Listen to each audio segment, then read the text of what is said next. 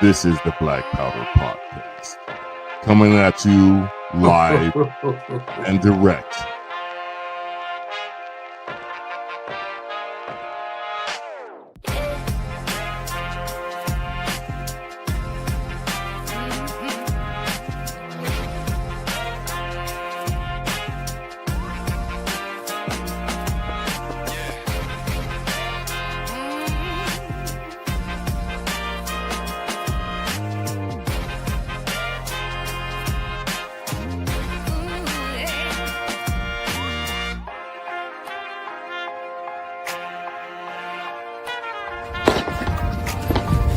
Your salty tears season my life. It's the Black Powder Podcast.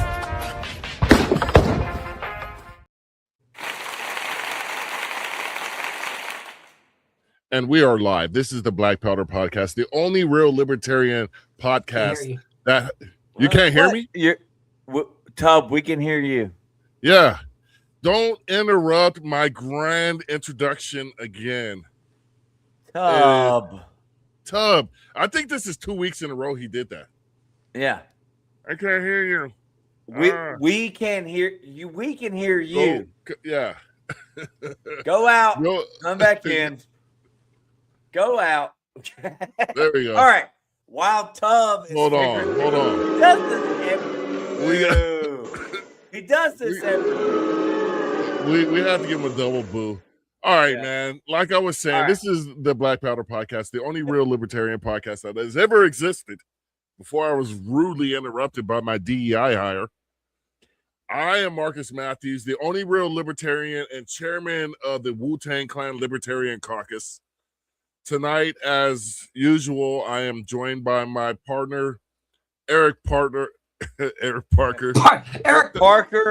Your partner, Eric Partner. You literally beat in when I was speaking. My partner, Eric Parker. Yeah. How you doing, my good man? I'm doing good. Not a partner like that. We're both Partner. heterosexual. Not that there's a problem with that, but just wanted to clear things up. I Not already that know there was any problem with that. we're gonna see it in the comments anyways. So I got some guys at work I told about the podcast. One of them's like, he's like, I'm gonna come in and put a comment on YouTube saying this is the gayest podcast I've ever seen. I'm gonna keep watching. Oh, so he knows Marcus. Thank you. I want to So, already hold give a shout out. You got minus 200 already. Your coworker already knows Marcus? No. Wow. I just the word got out. I got a podcast at work. So every new guy's like, he's got they tell him this guy's on a podcast. Oh, so now they think you're cool because of me. Yeah. Well, at first they think it's like, what? A podcast? I was like, yeah. And then they're like, what is it about? It's like mostly politics, but it started out as a gun show, that sort of thing. Yeah. Anyway, Shout out to Amity real quick, because I'm her favorite libertarian, and she already minus 200 points to Tub for the audio issues. We're not doing that game. That's wrong show. Now, and this is Tub, the other host, as we like to call him, our certified Florida man, also libertarian. We're gonna have Tub on actually in 2 weeks as a guest, and which I'm truly excited about because we're gonna ask him some hard-hitting questions about. you don't have them. Who's gonna prep you for the show, now, buddy? Huh? All right, so I got an idea. Eric, you tell people about this show, like people Not, you know. I told like one person, and now I regret it because now they're telling everyone at work. But Yeah, listen, I don't mention this to anybody. Actually, you know what's kind of fun? So last night, by all means, listen. All right, listen. So the person I told about this podcast lives in the district of the guy we had on from Winston-Salem. So I was getting one of our guests a vote. I was like, go watch the podcast. Yeah. The guy I work with. Tub, when is the last time you talked to somebody about libertarians? Yeah. Oh, I talk about libertarians often. In fact, just earlier today, we were up fixing to go do some shooting, and I started having the conversation. Mm-hmm. And the thing is, when you talk to non-libertarians about the Libertarian Party, listen, a lot of their complaints aren't wrong. Let's be very clear about this.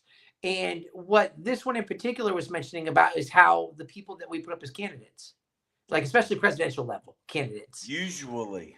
yeah. And so listen, I said, we have a change coming. Like there's the mood is changing, the representation is changing. I have hope in what the Libertarian Party is going to be doing. And so at that, I am willing to do my part. Marcus, you should try this. I'm willing to do my part to help the Libertarian Party grow in such a way that we don't have to be ashamed of what we're doing, that we can grow positively. Now, Tub, I think that's a great segue. I'm not trying for to what we're about to get into. Yes. Why don't you do the segue when you're ready, Tub? Oh, go ahead. No, this is Marcus. Remember? Because Okay. I'm the guy on the bottom. With that being said, we have a guest today. I'm Bobby Brady. Some of you won't get that one, but wrap it up, box. Well, Tub is Generation X, and he is the senior on this podcast, as we like to call him. At any rate, we're going to the great state of South Carolina today. And, one of our missions here is to not let, like Tub was mentioning, as well as Eric, you can't let somebody else define who you are. And that has to be very, the Libertarian Party needs to do that. They can't let other people define this. And that's why we're bringing you Libertarian guests, so Libertarian candidates can define themselves for the public and they can hear firsthand what's going on. And today we're going to the great state of South Carolina with Dr. Kasie Whitener. How are you doing this fine evening, Dr. Kasie Whitener? Hi guys, I'm glad to be here. It's been a long day. This is the only thing on my calendar for the day because I was on spring break this week. And so I woke up at like 9 o'clock this morning. I'm thinking, I literally have 12 hours to kill before I have anything of importance to do. Well, thank you for making a little time for us, I guess, in your non-busy schedule with 12 hours to kill. But yeah. I was doing a good job. Worst day ever. Nothing else to do but think about. Oh man, I got to go with those guys. In 12 I can't have it's a little one. like not going to the gym in the evenings because then I spend all day talking myself out of it. Like I'm a 5 a.m. gym person because I just have to get up and go. Like otherwise, I will spend. Just cut out. Is that just me? Yeah. We're Ted. No, we're Ted Frozen. I'm not. Casey, can you hear us? This is how she finished out her day. She Hey, said, well, I was on. I did blame 30 Tub seconds for this. on. I'm out.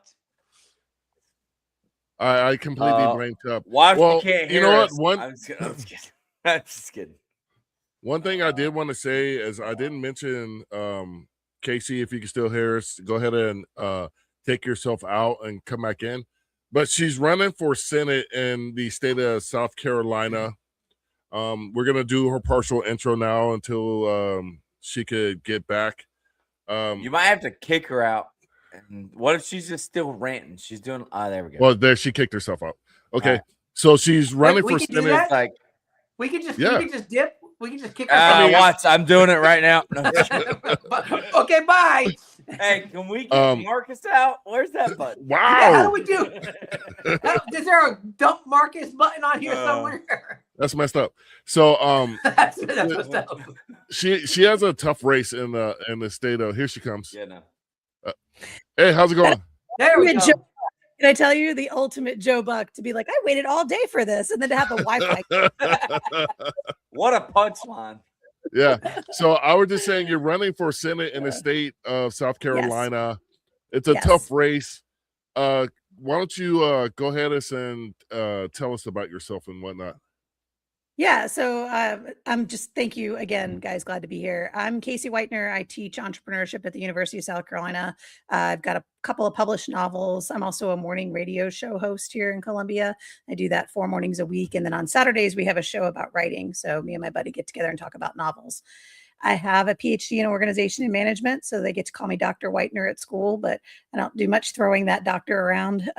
It seems like where I work, you can't swing a dead cat without hitting a PhD, so it feels like everybody has one, so it doesn't feel that special.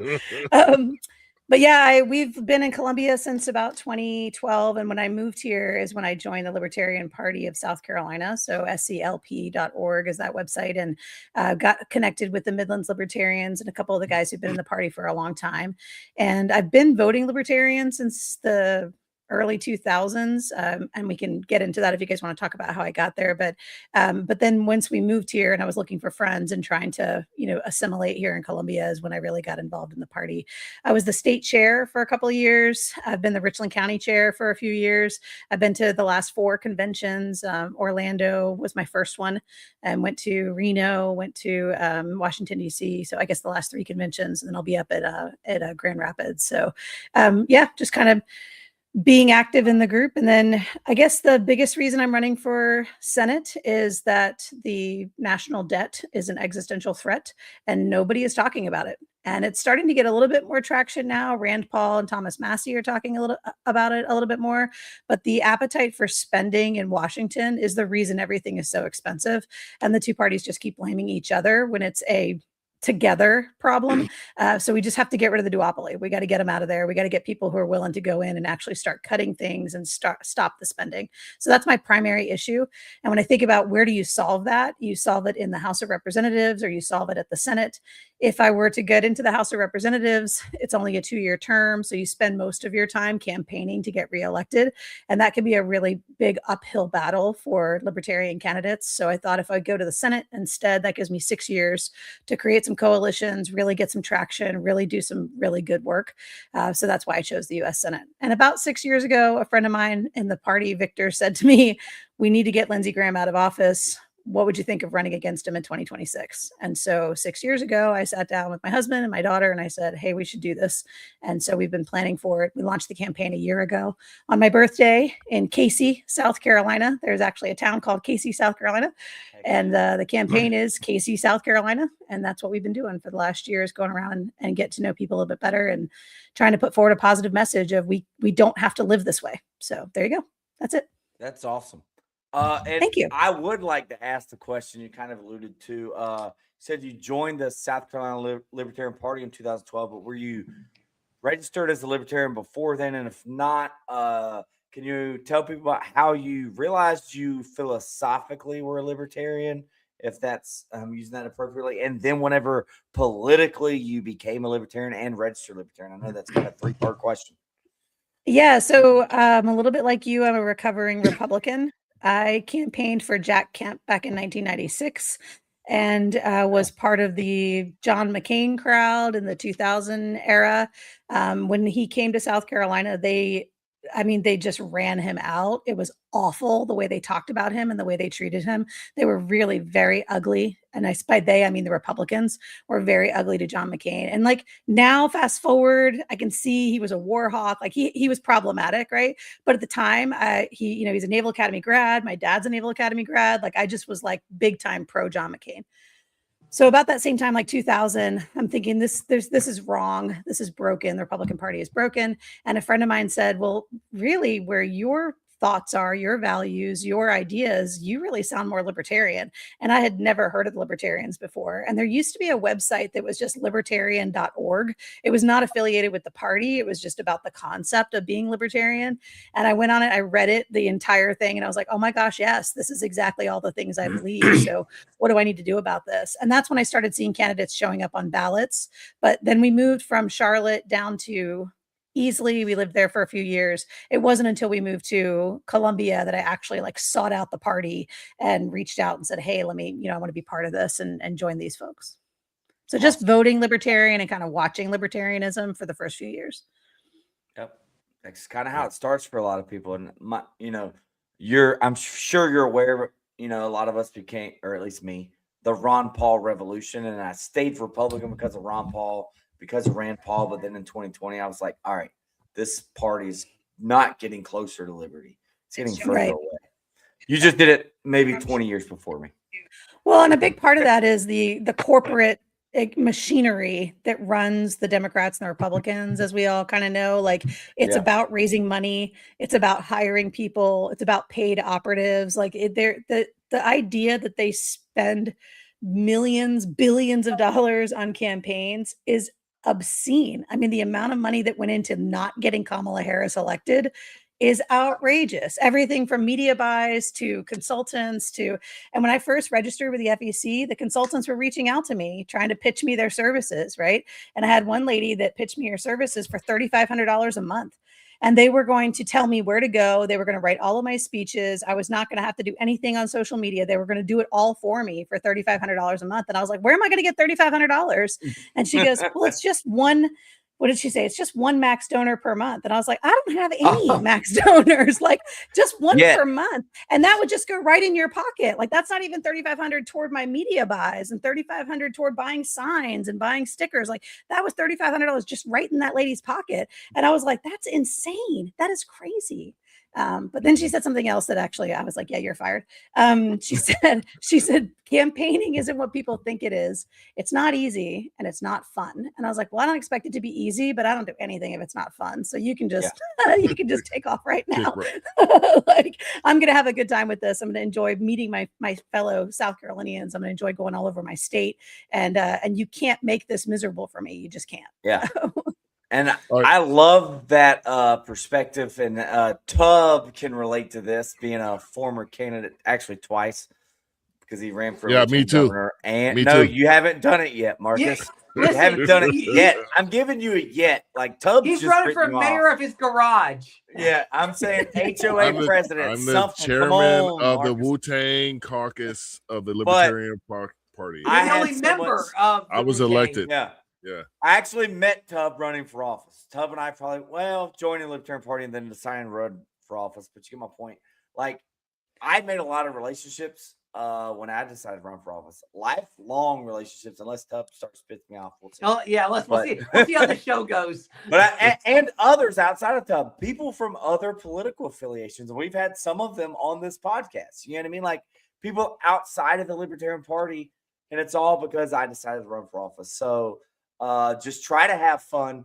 That's great advice for anyone watching this. Like, if you're not having fun, you probably shouldn't be doing it, especially if it takes up a year or more of your life. Like, you've already been in it for a year, and you got at least another, I'm bad at math, but 6 months at least. I don't know. Is that the grind? Yeah. You know what I mean? Yeah, till November 3rd, right? So we have our convention coming up on April 11th. In South Carolina, the Democrats and the Republicans have primaries. Those will happen in June for them. But the Libertarians don't have a primary. We have a convention, and that'll be April 11th. And then beyond that, it's off till November 3rd. And just kind of, like I said, going to all 46 counties, visiting everybody I can. We're doing a rodeo up in Chester County. We're doing a shag competition down in Hemingway, South Carolina, chili cook-off. Dance, right? The shag is a dance.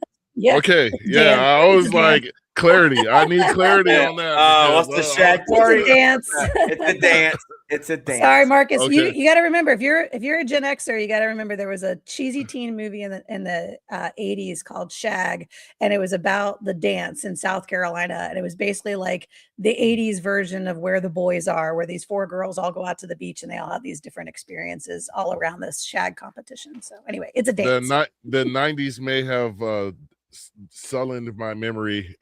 Marcus does a lot of watching Steel Magnolias, so it's the same premise. So I told you that in confidence. There you go. There's nothing wrong with that.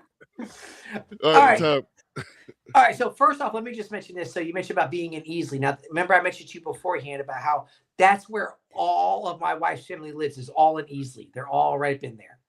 So, that's great. Because you mentioned people at Easley. Most people don't know where it is, but of course, if you're at Clemson, it's right there anyway. All right, now. Yeah, it's halfway between Clemson and Greenville, and my mom still lives there. And the guy that represents that area at the state level, a guy named Neil Collins, is probably the best state house representative we've got. He's fantastic. And he's representing the Easley area? Yes. Mm-hmm. So I promise you that some of her uncles are probably in with him. Honestly, probably. They kind of he was a school teacher. He was a school teacher. Okay, so her aunts and all, and she has a cousin now. It's all teaching. Have all taught in Easley. Yeah. Okay. All right. So, No, then he knows Neil all right, Collins. so now here's the thing. You mentioned something which is kind of funny. Let me know how it's working for you. So you mentioned about how I guess there's like a campaign manager was trying to say, hey, it's only $3,500. What's the big deal? And I have learned that many people who are positions like that, they don't understand the Libertarian Party. Like they don't understand that we don't raise money well. We have all these issues. So how are you doing? And where are you finding? Are you raising enough? What's your number? Who do you find are your biggest donors so far? Stuff along those lines. Yeah, we're doing great. We actually we surpassed the $5,000 mark, which was our goal by December, was to make sure we hit that $5,000 mark. We passed that. So we've got money to be able to pay to get into these events that we want to go to.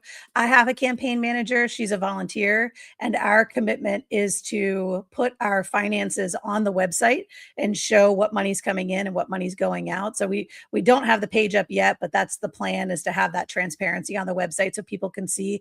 We're trying to only buy from South Carolina vendors, and try to make sure that we're really just using the money on things like event entry fees, signage, handouts, that sort of thing. And so we don't want to have, she puts a lot of time and effort into it. And if you're trying to get people working on your social media, if you're trying to get really good quality video, if you're trying to get there's a lot of skilled positions that we do want to be able to compensate professionals for doing those jobs. But in Sarah's case, Sarah's like, look, I'm the last one that needs to get paid. Let's make sure we're paying the people that need to be doing these skilled pieces for us. But like I said, we're going to have full transparency on that. Now, the biggest donor I've had so far is my dad, which is awesome because until about a month ago, he had not given me a dime. Oh, you're earning it. Listen, there's no free money in this one. You will earn every nickel of That's it. right. That's right. But we have about 8 monthly donors that are giving us money every single month. So that's a big, now our next fundraising goal is to get that to 20. We'd like to have 20 monthly donors, whether you're at $10 a month or $100 a month, it doesn't matter to me, but just to have those people who are consistently supporting the campaign every single month. That's what I'm looking for. Now, are you finding those are libertarian donors or outside of the party?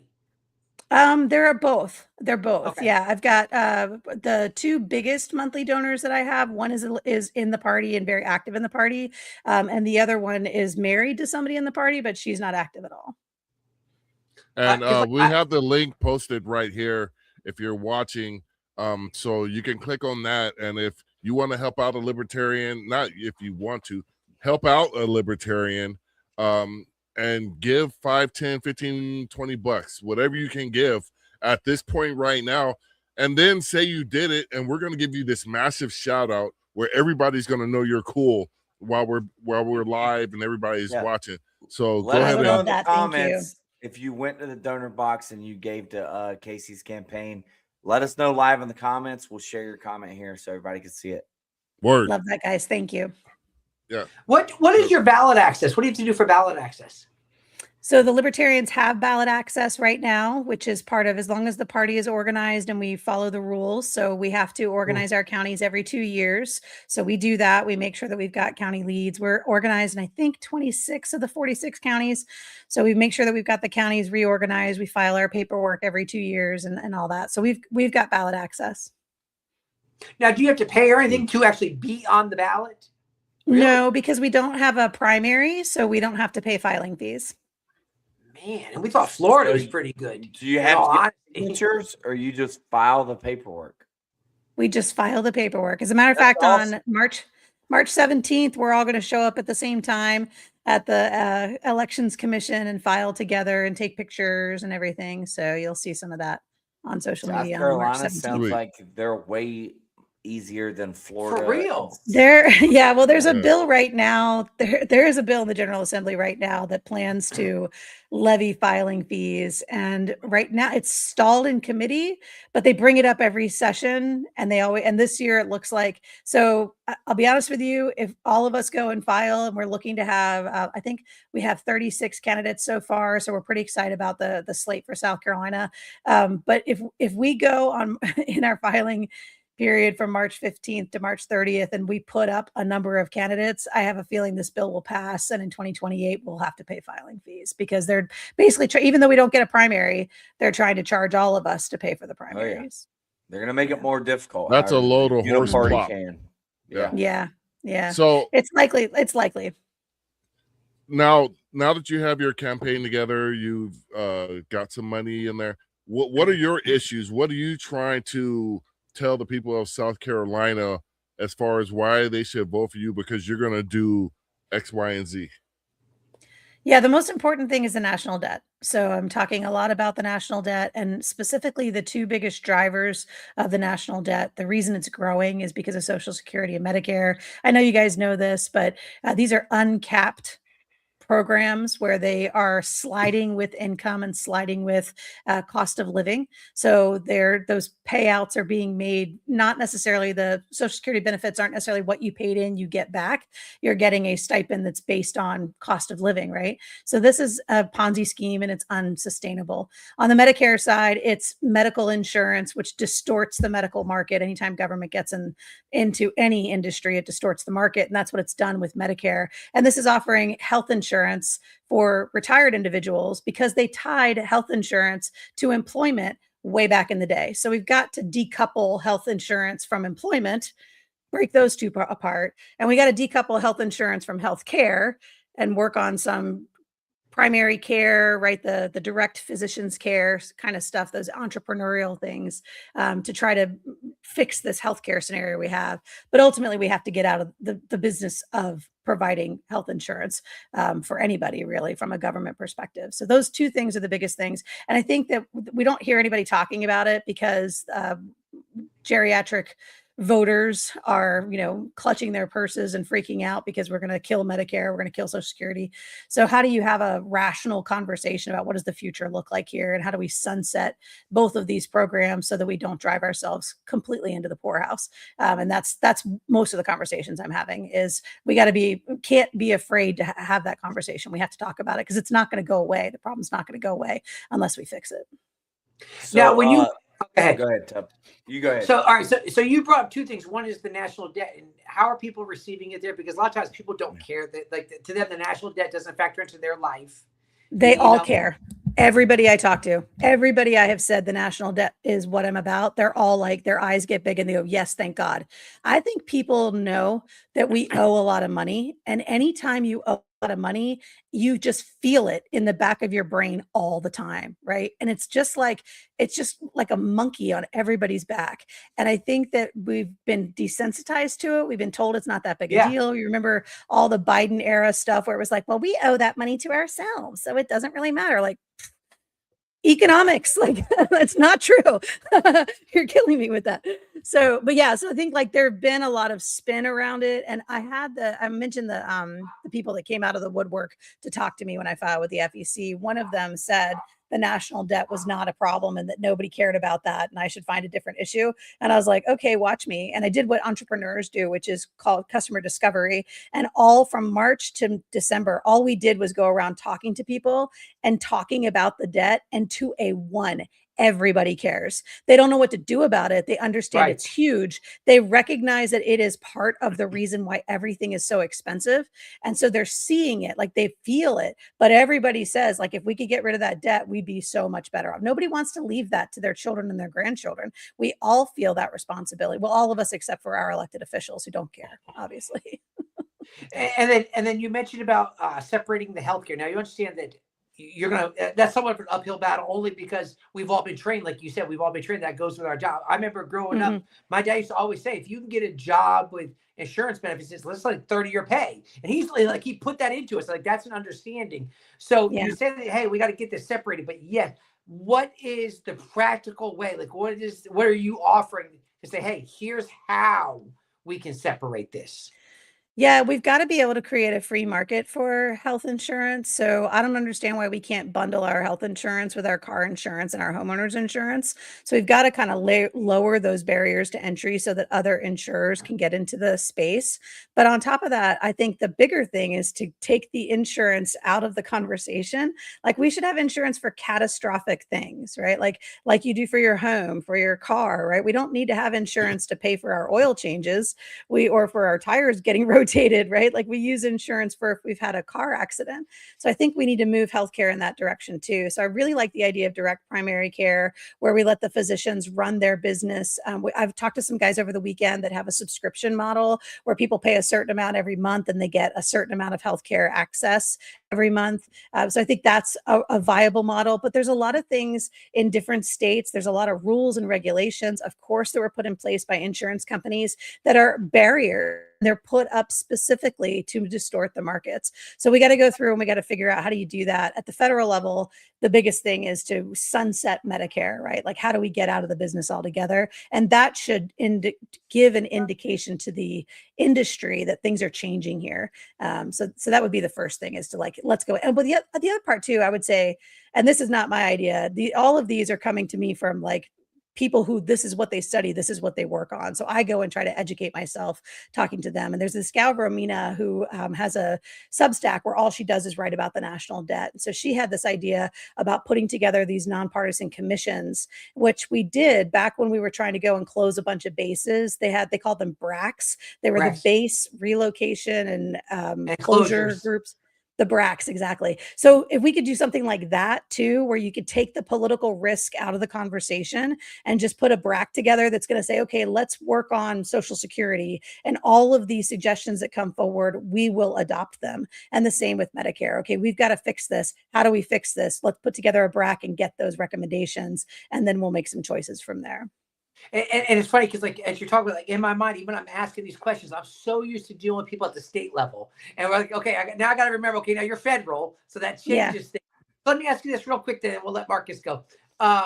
When you get to DC, who do you in your mind say, okay, these people I can work with, these ones not so much, and give names? Like, are there some people you go, okay, when I get there, I feel like I can get things done in this direction with this person? Well, yeah, I mean, Rand Paul is my man, so he's going to be the first. Like, I watch his committee hearings. I watch what he's working on. He's the one I'm following the most. I retweet him all the time. So he would be my first. I would like be a super fan girl to hang out with him. But as far as like who can I work with and who can I not, my perspective is I can work with anybody.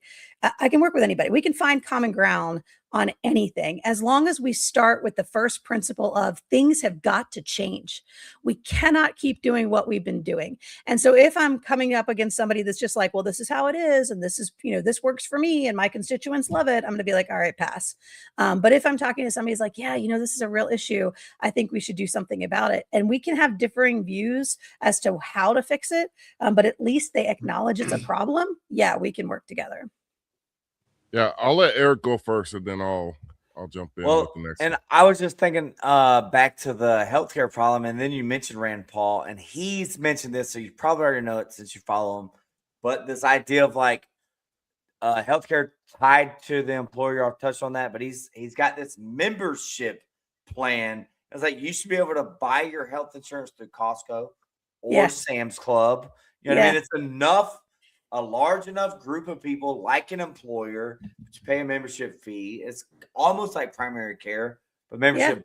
And he's got bills out there or something. You can probably find a policy. Can you imagine it being part of your Amazon Prime? Like, yeah, exactly. What if you could get your healthcare as part of your Prime membership? Yeah. Like, pay a little extra towards your Prime. You know what I mean? And then you have the market competing. Because Costco, Sam's Club, Trader Joe's, whatever. I know Trader Joe's isn't a membership, but you get my point. Aldi, whatever. You know what I mean? So yeah, just an idea. I'm sure you've already heard of that. You guys reminded me of a ongoing joke I have with my son, because about probably like 5 to 7 years ago, we said it by the time he's my age, or it was like 30 plus years down the line. By the time he's I'm only 27. So in about 30 years, when I'm 57, we said there's only going to be 3 companies left. That's going to be Amazon, Walmart, and Starbucks. And so you've seen Wally then. Yeah. But if you've seen Wally, by and large is coming for us all. Oh yeah, for sure. I thought Wally was one of the greatest movies ever, because the script had to be all of about 3 to 4 pages.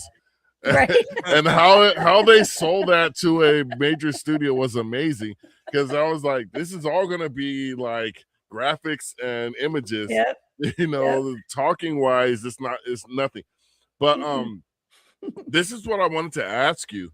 And why people should vote for libertarians. I often say vote libertarian. But you mentioned something about legacy, about the debt that we're going to leave our children and our grandchildren and our great-great-grandchildren. Why do you think it is that people see that legacy of what's going on right now, but still vote for the same people that are running up the debt and doing what they're doing? What is the fear that you think they have about putting a libertarian in office that says, hey, I'm going to change this? Why are they so scared of that? Oh, it's the you can't win lie. It's the you can't win lie. I mean, the first conversation I had with somebody that I'd reached out to, his exact thing to me was, well, you can't win, but here's what you can do. And I was like, but why can't I win? I'm on a ballot in a 3-way race. I only need 1 million votes. Why can't I go find 1 million people? Right? Right. I've done the math. I can win. I just have to find 1 million people to show up and vote for Kasie. But yeah, I think it's that. I think it's the you can't win lie. I hear that a lot. I was told by a Democrat in our state that I had a snowball's chance in hell. A Democrat in my state told me that. Like, are you kidding me? My chances are just as good as yours, buddy, because we are a full-blown red state. But yeah, I think it's that. I think people think of that as like they're taking too much of a risk because they think that this person can't win. And they think of the throwing away your vote kind of thing. And what we're trying to do is talk to them about how if it's not just you, it's the person next to you and the person next to them and the person next to them.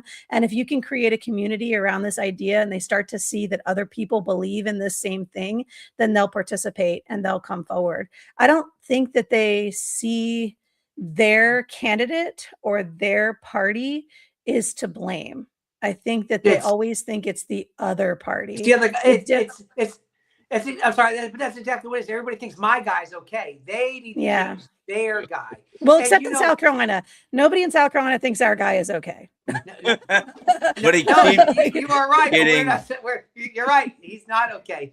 But that's all I'm going to say about that. But I'll just say in South Carolina. Yes, I was shy away from that a little bit. So here's the thing.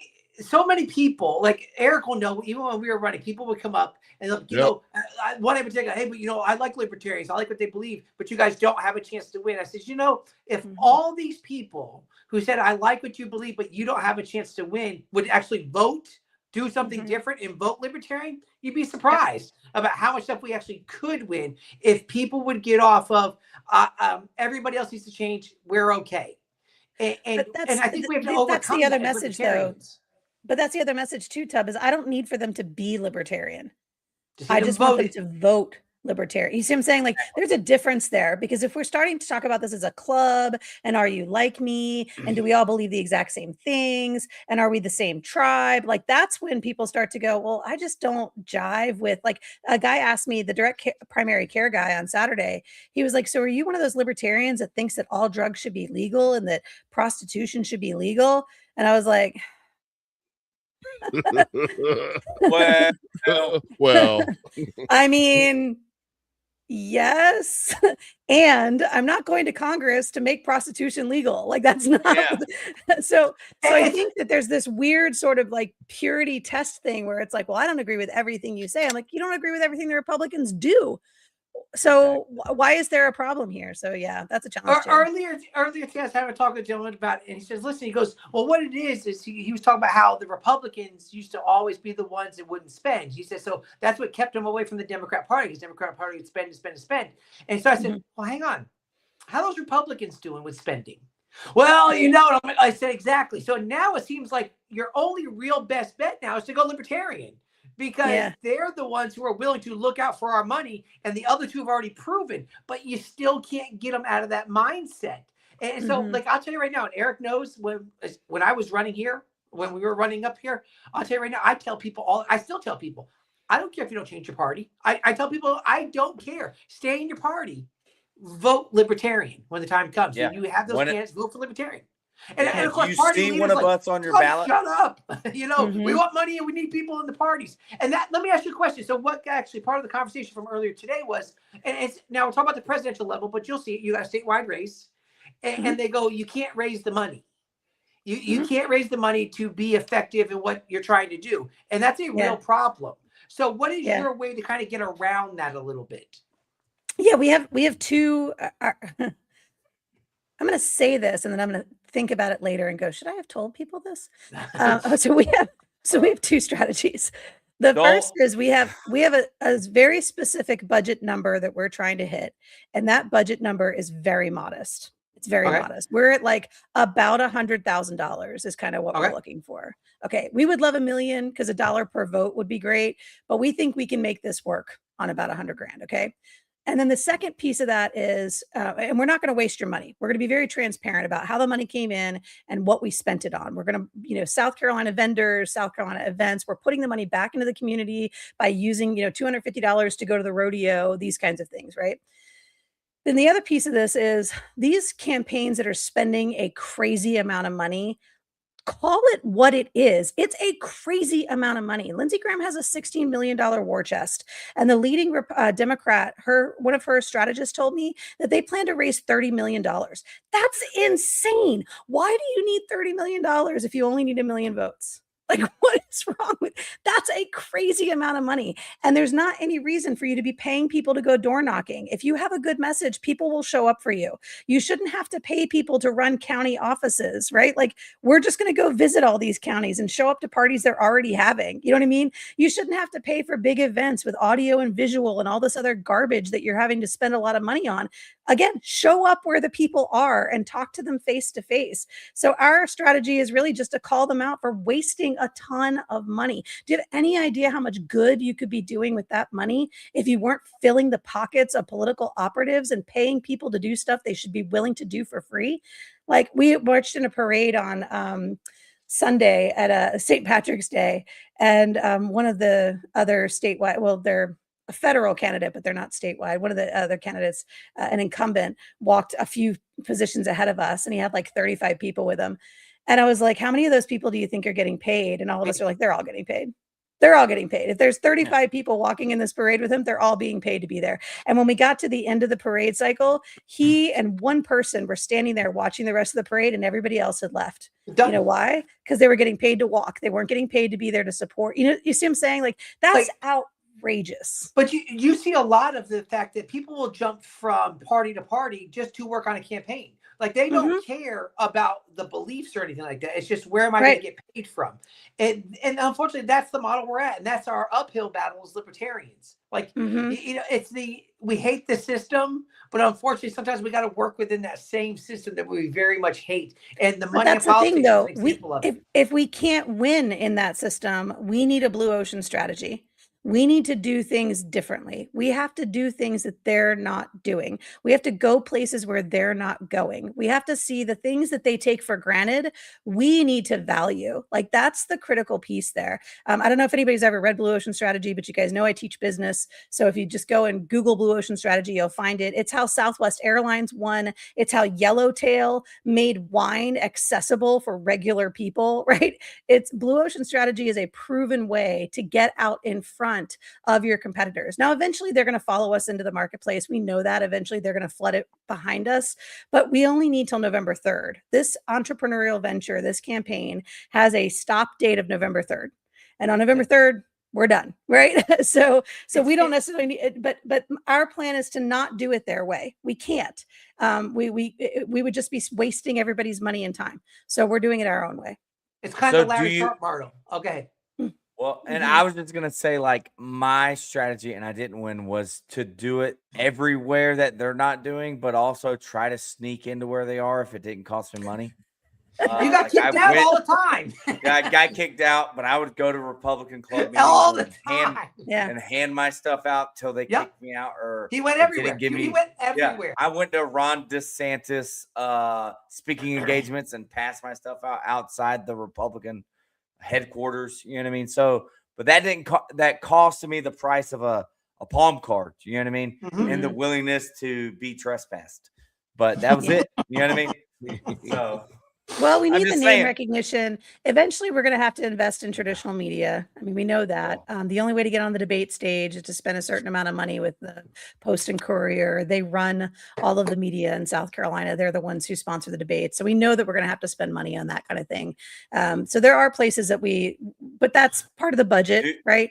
Is to be able to do that. Do you have a dollar amount for that? And have you thought about doing like a money bomb for that? Like, that's a big deal to make the debates. I'm just saying, not trying to give you unsolicited advice, but that's what we're here for, right? Yeah. Is like, yeah, no. So we realize we have donors to, love when you have like a project. Like, here's a goal. We need to raise this dollar amount for this item, and it's a big deal. And people are more willing to give when they know what it's going towards. So I don't know. Yeah, we do. We have a dollar amount for the advertising, so we know what we need to hit for that. And we have to get past the April 11th convention. So like right now, I really need to focus on our delegates and help the South Carolina Libertarian Party see that I think I would be a really good representative for us. I think I'll be a really good candidate for us, and convince them to say yes to me on April 11th. And I know most of them, I feel pretty good about that. But I do have a competitor in our party. There is somebody else who wants to run in our party as well. So we got to do that. And we are a free market party. So I don't mind the competition. Like, I've been working really hard on this for a year. So hopefully the delegates will see that, and I'll get the nomination on the 11th. Then after that, we have a short period of time where we are already on the ballot, and the Democrats and Republicans are still in their primary fights. So at that point, we can be, going around to places where they're not focusing because they're focused so much on their base, and we can be talking to like regular independent voters and all of our sort of swing voters and getting them on board with us before the primaries are even decided.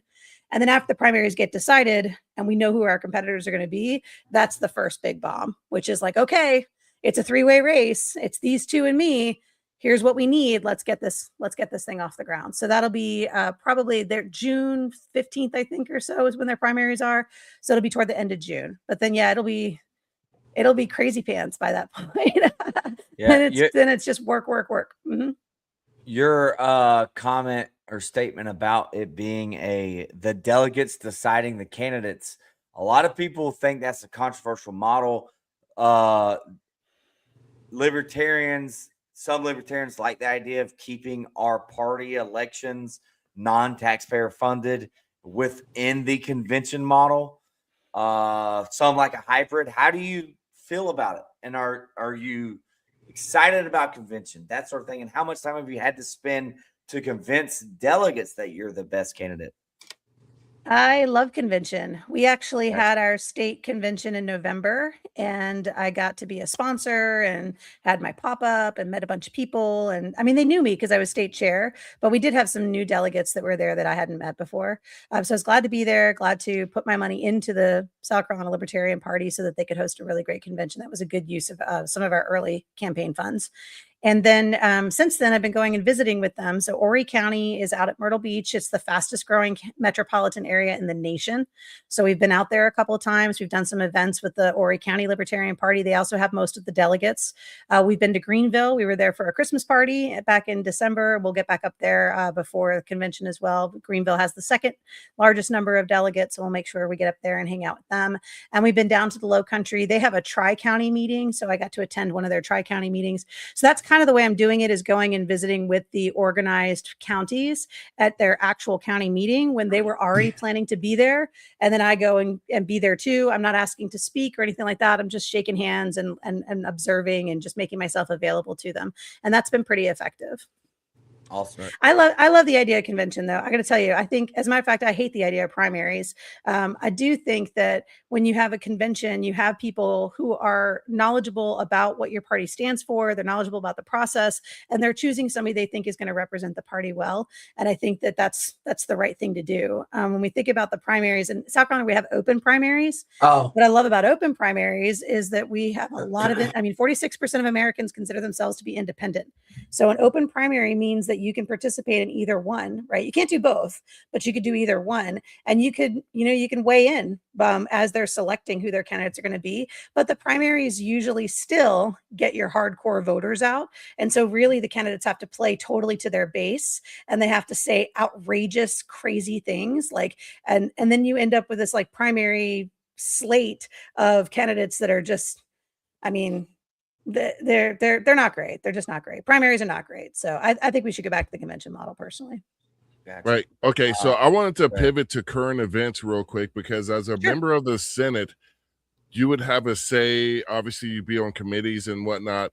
Currently the United States is involved in military action in the Middle East again. And, there was no declaration of war. The cost is approaching $100-something billion. And the cost of American service members, which I think should be the primary concern to all Americans, because I said this last week when we had our Iran war episode. If you're going to send people to war, you shouldn't have organizations like Disabled American Veterans and Wounded Warriors, because all that means is we're not taking care of the people we're sending off to war. Yeah. So what is your position on the current events going on in the Persian Gulf, Iran region? I am anti-war, always, hands down. No military conflicts whatsoever. I don't like the idea of preemptive war. I don't like the idea that we are, and I get the arguments. I understand defending our allies. I get it all. But at the end of the day, it's always about money. It's always about money. And somebody gets rich off of war. And if you follow the money, somebody's getting rich. And so, and my perspective is we can't afford this. We don't have the money for this. Again, it goes back to our national debt conversation. We do not have the money for this. And when we think about as we were giving a whole bunch of arms and support or whatever to Ukraine and depleting our own military stockpiles, now people are saying we don't have the military readiness to be able to do this. Well, what does that mean? It means now we got to buy a bunch more weapons, right? And look, let me tell you something. My dad was in the defense industry. He paid for my college in cash, which it was much cheaper in the 90s, but nonetheless. So defense industry, I'm for you guys. I get it. You have a business model. You got to make some money. I understand that. I'm not in any way trying to look pretend like I did not benefit from that defense industry spending when my dad was working for them. But I will just say that there is, when you're in the business of war, you have to perpetuate war. And so that's where we're at. We have a lot of the business of war in our politics right now. And I don't think it's okay. And I think that we got to stop. We got to stop getting involved in these things. Tub, you're writing something down? I'm writing stuff down. Well, I was just going to add to that. Somebody at work today was like, oh, man, the stock market today took a major hit. But then I went and looked up. Lockheed Martin went up. General Dynamics went up. Northrop Grumman went Boeing. up. Leidos went up. Boeing, at the time I looked, they were the only one to take a slight, it was like 0.5%, but it'll go up. You know what I mean? Like, because Boeing, bless their hearts, Boeing. Exactly. Well, and for you in South Carolina, they're big in Charleston, right? Like you have a huge Boeing factory in Charleston. I only know that because I just applied for a job there. Don't judge me. But anyways, I'm not judging. I'm just kidding. Charleston is one of the most beautiful cities I've ever been to. I will give you guys credit for that. Yeah, it is really great down there. Yeah, Charleston's great. But like that's got to be tough being, but a free market libertarian and having one of the biggest employers in Charleston, South Carolina. Well, let me. So how do you balance that? Yeah, I was going to say, Eric, I'm glad you brought that up because I do want to talk about that. So I, of course, do not want any more spending at all, ever. And the government contractor business is a lucrative business. We even have it so I'm in the capital city. So even in our small business entrepreneurial ecosystem, there's a lot of conversation around things like becoming government contractors and getting these government deals and building your business with government contracting. And every time I talk to entrepreneurs who are thinking about going that route, I'm like, don't do it. the government does not pay, right? It takes 90 days for them to pay you. They want small businesses. They want minority owned businesses. They will talk you into becoming certified as a this or that. You'll put together this great proposal. You'll spend a lot of time and resources to try to position yourself to be able to get this deal. And then maybe they award it to you, but they just never take action on it. Or maybe they don't even award it to you because the person who wrote the RFP, they were already planning to give it to them anyway.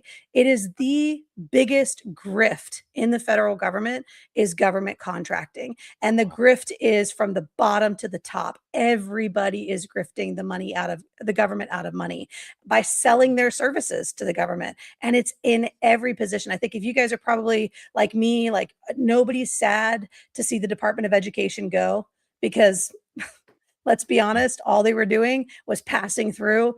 It was just a bigger grift at the education level where we think of things like the College Board, which sounds all super official, but actually it's a vendor that sells their services. They sell college testing, they sell AP classes, they sell curriculum, right? And they get into the Department of Education. Department of Education makes it the standard across the whole nation. It drives everybody's prices up.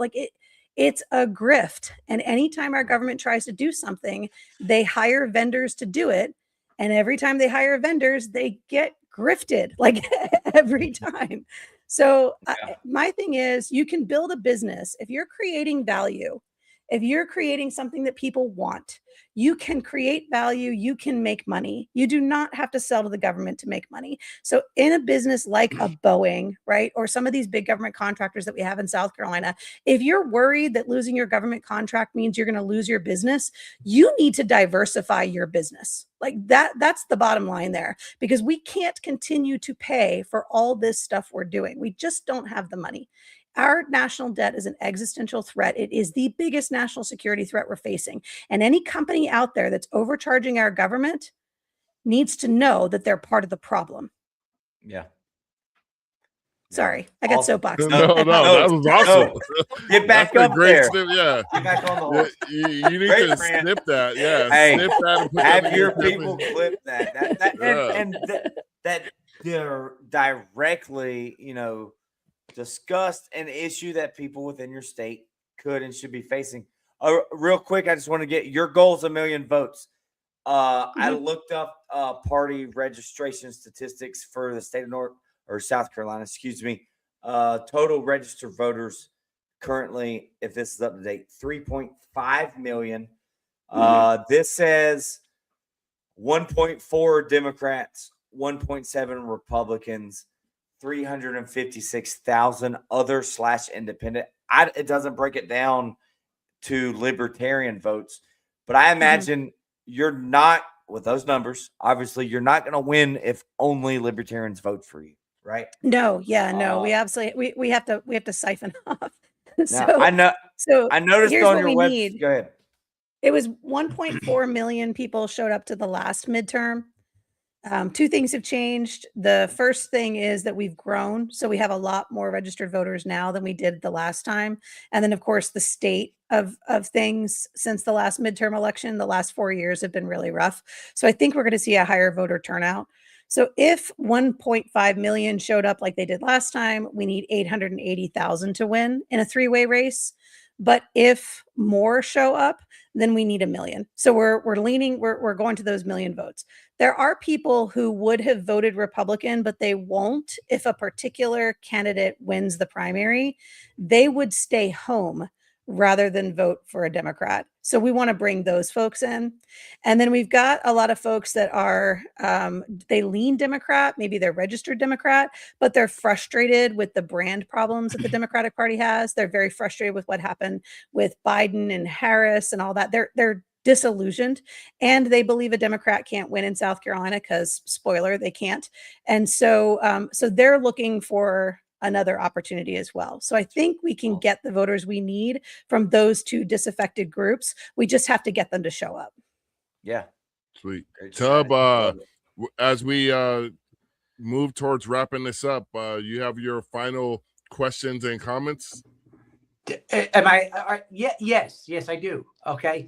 All right. So I know we are at time. So I got a 2-part question real quick then. Okay. Okay. So here's what happens. Historically, especially now, anybody who gets elected to go to DC, they get to DC and forget about their state. They worry about their Yeah. state when it's time to get reelected again. So what do you think? Get to DC, you're up there, you're doing life. What is your role for back at home? Like, what are you there to do directly rather than just get on committees and hang around with the DC swamp? What is your role for back home? Parades. Um, I love a parade. I would say so. What I'd like to see us do in South Carolina is, if I get elected, when I get elected, I would like to have an assembly of South Carolina leaders. So there's an organization right now called the SC Forum that is trying to get regular folks to come forward and put some ideas forward and get legislation built from like the grassroots up. There are people who are building those kinds of efforts, those kind of community driven efforts. I'd like to put them together on like a panel or a group of sort of like masterminds, right? Where like anytime I can, maybe it's monthly, maybe it's quarterly, get on a Zoom with those folks and be like, all right, tell me what's happening in South Carolina. I'll share with you guys what's going on. I mean, I actually think I'll be holding monthly town halls to let people know this is what I'm doing for you as your senator. I'd love to do these like live streams. I think that would be great. The way you guys are using StreamYard, it's a fantastic model to just go in there and be like, hey, if you guys have notes, leave me notes. But anyway, so I want to do those monthly directly to the people, but I also want to pull together a board of those business leaders, the community leaders in our state, and just be asking them, what can I do? How can I help? What do you guys need? Like let's stay in touch. I also don't plan to be there for very long. So I don't want to be a politician. If I did, I would have started at the county council, and then I'd have gone to the state house, and then I'd have, you know what I mean? I'd have waited for my turn, right? That's not what I'm about.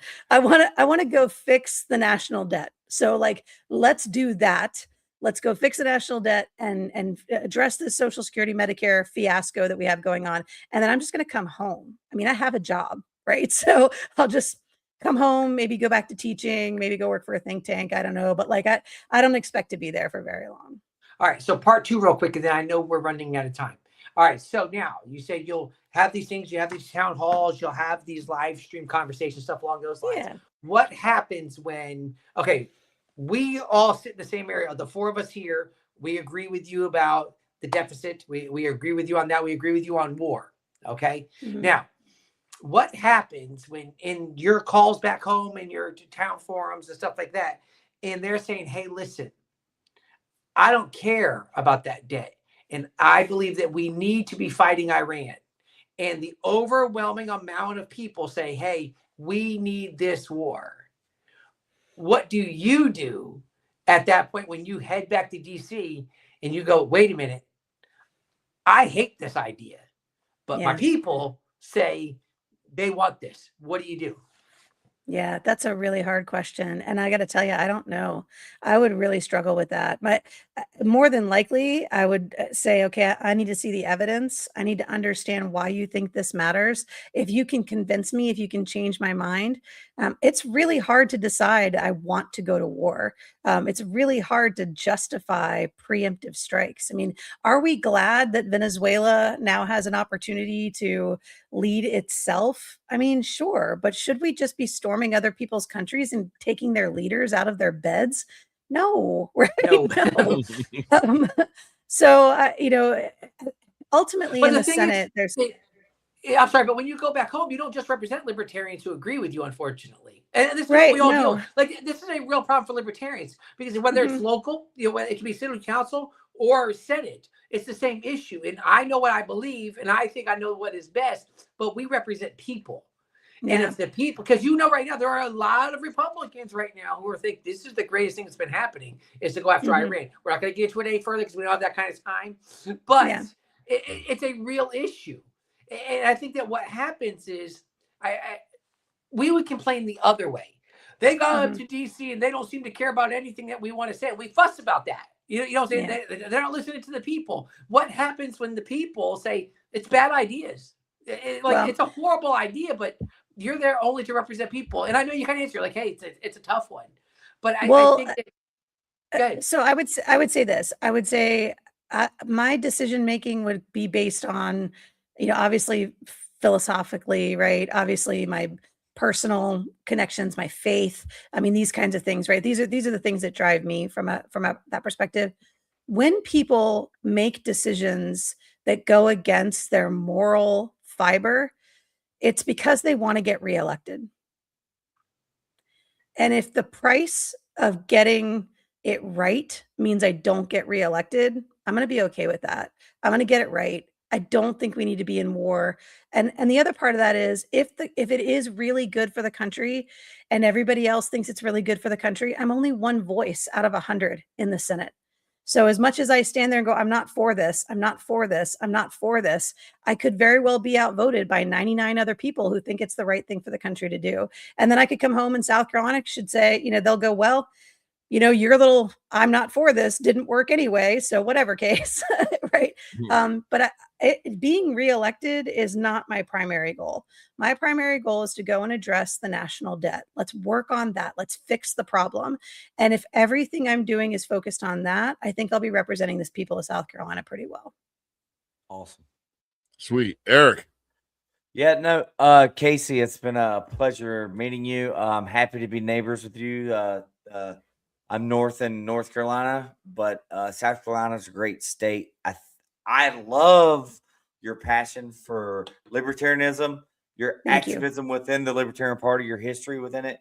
It's really awesome to see an established person in your community. I was perusing your website earlier today, and I saw like you're out in the community. Looks like you've done a lot of events, a lot of fairs or whatever. Can you tell us so far your most favorite event that you've been to as a candidate and why? Oh, that's tough. So first, I will say I went to a luncheon with the Columbia Economics Club that blew my mind. That's where I met Romina. Like, that's where I was like, okay, this is it. These are like a bunch of economics nerds, and they are helping me to really formulate an economics platform, which is really important to me. My background is management. So, and entrepreneurship, which is like adjacent to economics, but it's not like in the world of economics. So I loved that. But I loved the Horry County Gun Show. We were out there with the Horry County Libertarians for a couple of days. And as a matter of fact, one of the guys that I met there sent me a t-shirt, and the t-shirt says, believing the politician will something like believing your politicians is like believing that the stripper loves you or something like that. Trusting a politician is like believing that the stripper loves you. Anyway, he had all these really funny shirts and I loved them. And he came back around and he ended up mailing me one to my campaign post office. So I really enjoyed that. We talked to a lot of people there, people who had just moved to South Carolina. Because like I said, Horry County is the fastest growing metropolitan area in the nation. So that was really interesting, learning why they chose South Carolina and what made them decide to make their home in our state. And so that was really interesting too. So I would go with those two. Awesome. But I've done a lot of really cool stuff, Eric. Like I've been invited into some really fun things, which has been awesome. Yeah. Enjoy it. Thanks. Eric, was that it? Yeah, I'm done. Whatever. All right. Well, I just wanted to ask you, because you mentioned 46%, that number has risen a lot of Americans that identify as neither party, as independents. And I think that's a critical number. One of the proudest things for me as a parent is I never told my kids you should be a libertarian. I always told them you need to figure this out for yourself where you stand. And they need to be involved in this because, back before it was popular like it is right now, people say, you need to be in politics because politics is going to be in you.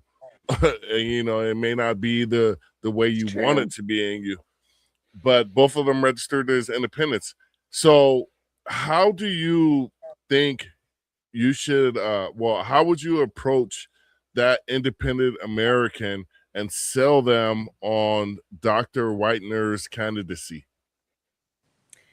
Well, a little bit like I said before, you don't have to be libertarian. I'm interested in asking people to vote libertarian.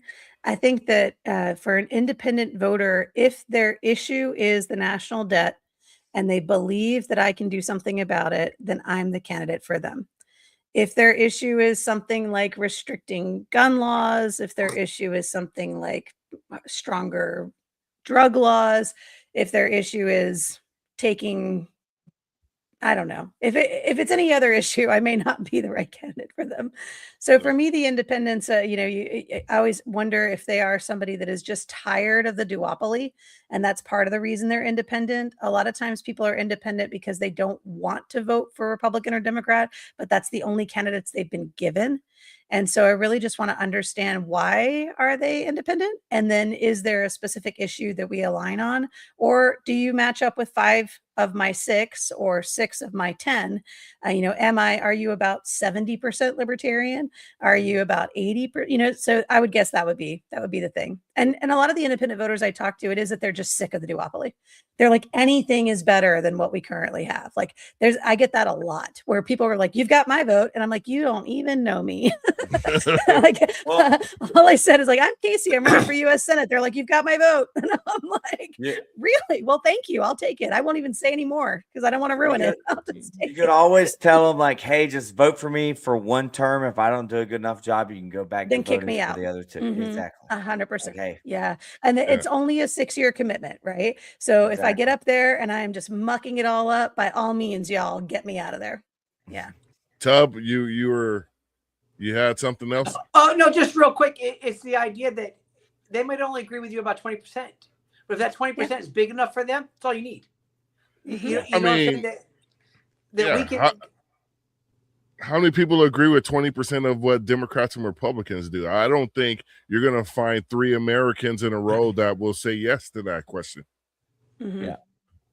But the tribalism and the division and the nastiness and how mean everybody is to each other, the gross, disgusting amount of money that they're raising and spending, and they have no incentive to fix these problems, because if they do, they can't keep fundraising on them. So, and that's what it is. It is a money game for them. Yeah. Okay, so are you done? Are you in Tub? I'm done. I'm done, Marcus. All right. All right. You look like you were loading up one in the chamber, so I wanted to give you an opportunity. I thought you were going to get ready to close us out. I was waiting for you to go. Tub, do you have anything else? I was going to go. No, I will allow the doctor to say what she has to say to close us out. I was going to take. I'll also allow Kasie to give us her closing remarks. That's what I was getting at. I was doing Marcus' job. I was like, hey, I got nothing. But if the doctor's ready to go, then let her give us our out. All right, go ahead with your closing remarks, Dr. Whitener. Well, it's way past my bedtime, so I don't have a whole lot of extra to add. I would just thank you guys so much for giving me the opportunity to talk to you. I really could talk to you for another hour. It's always fun to engage with other libertarians when we think about what do we have in common, but also when we think about there's some really hard problems facing our country right now. And sometimes it seems like the grown-ups have all left the room and all we're seeing is theater and all we're seeing is fundraising.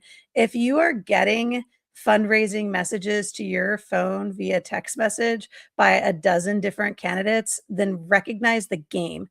The game is about raising money. They have no incentive to fix these problems. They don't want to govern. They just want to be famous. They just want to make money. Like that see through it. And the beauty, I think, is that a lot of our independent voters do, and a lot of our young people do. And so we're really relying on them. I have so much faith in Gen Z. We're really relying on Gen Z to come up with their cynicism and be like, y'all, we got to get something new coming up here too. But we're Gen Xers, right? 3 of the 4 of us are Gen Xers. And it's time you get off the bench, man. We have been letting this go on for way too long. Like, we have just let the boomers run amok, and the millennials behind us, who, Lord bless their hearts, come on. So Gen X got to get in the game. Sorry, Eric, but we can't with your participation trophy culture. I just can't. Nah.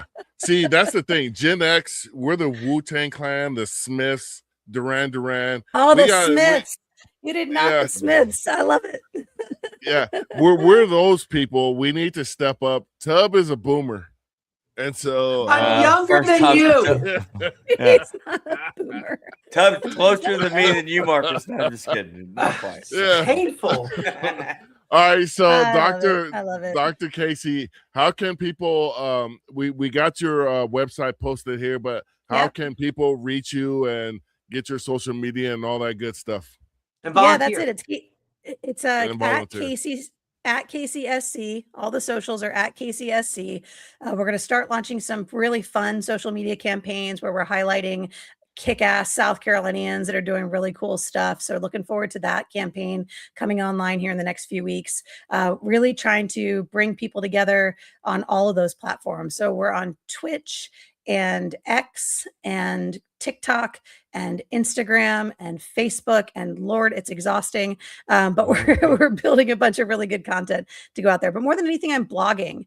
And so I think Eric mentioned reading some of the stuff that's on there. So all these events I'm going to and these people that I'm spending time with, I'm writing all those stories. And that's my strength, my superpower is writing. So read the blog, learn a little bit more about me, shoot me a note, send me, reach out to me on social media, direct messages. I'm glad to get those. And then of course, fill out the forms. You can volunteer, you can donate, you can just get on the email list, and we'll just stay in touch. And then we need people to show up. If you're in South Carolina and you want to come walk in the 5 Point St. Patrick's Day Parade this weekend, send me a message and we'll include you in that. And then we've got a big event on March 29th.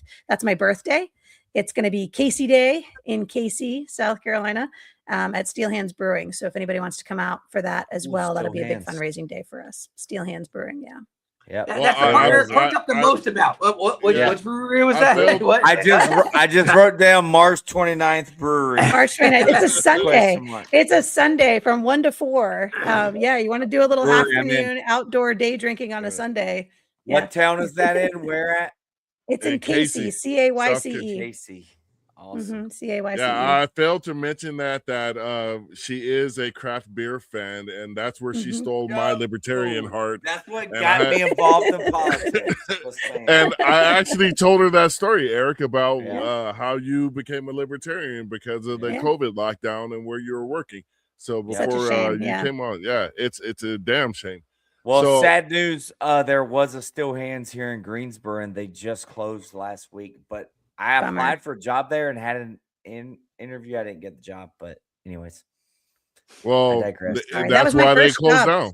When Charlie and I first got married back in 2001, we were working at South End Brewery in Charlotte. Back in like that first round of breweries in the late 90s, early 2000s, we were working at South End Brewery in Charlotte, and they had Carolina Blonde Ale was their big signature ale.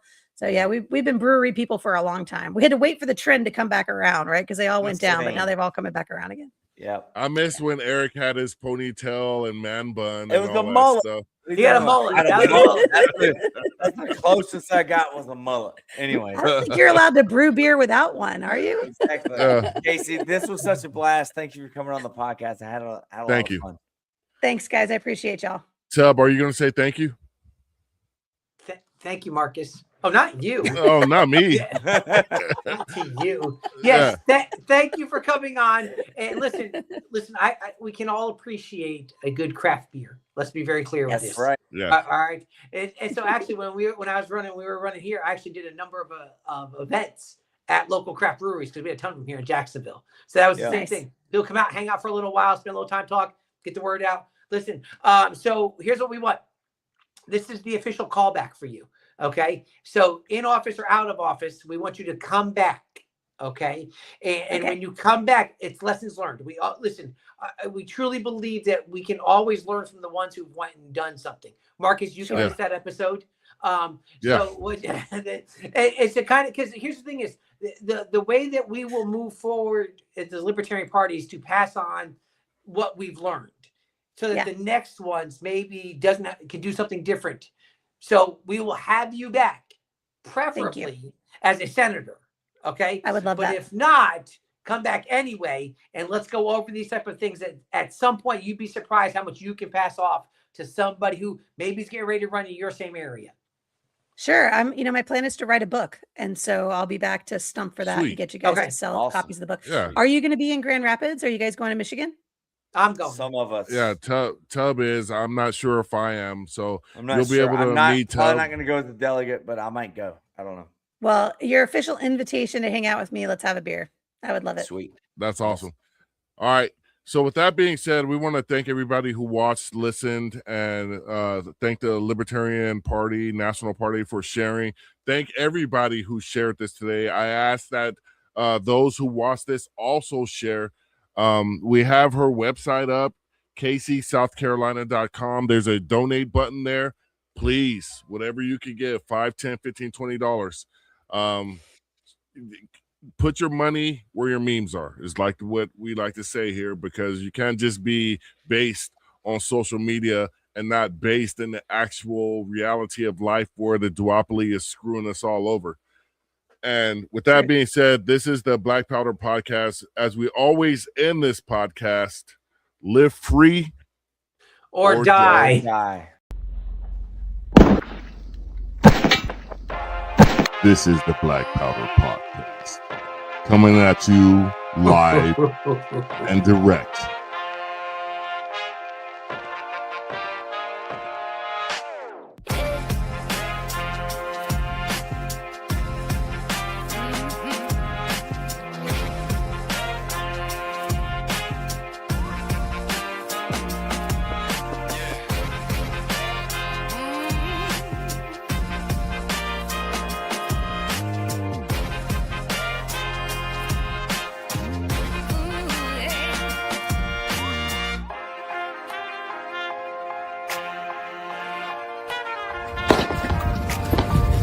Your salty tears season my life. It's the Black Powder Podcast.